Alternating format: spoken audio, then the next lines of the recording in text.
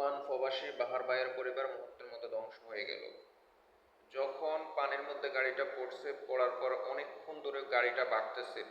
তো বাহার ভাই যখন বের হয়ে আসলেন, সব মানুষ তখন দাঁড়িয়ে দাঁড়িয়ে ভিডিও করতেছিল। বাহার ভাই অনেক মানুষের হাতে পায়ে ধরছে, কিন্তু সবাই ভিডিও নিয়ে ব্যস্ত ছিল, কেউ আগিয়ে আসে নাই। এর পরবর্তীতে তেনার স্ত্রীকে কোনো মতে বাইর করার পর হাসপাতালে নেওয়ার পর ডাক্তাররা বলতেছে যে পুলিশ আসার আগ পর্যন্ত তারা চিকিৎসা করতে পারবে না।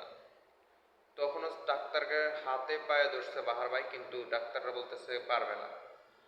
তো এইভাবে চোখের সামনে তেনার স্ত্রীও মারা গেলেন।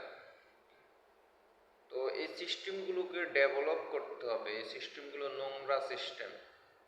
এর আগে আপনাদের মনে আছে নায়ক মান্না যখন হাসপাতালে গিয়েছিলেন, ডাক্তাররা বলতেছিলেন যে আপনার পরিবার যতক্ষণ অবধি স্বাক্ষর দিবে না ততক্ষণ পর্যন্ত আমরা চিকিৎসা করতে পারবো না। তো নায়ক মান্না এ বুকের মধ্যে ব্যথা নিয়ে এইভাবে চোখের সামনে ডাক্তারদের সামনে কি মারা গেল।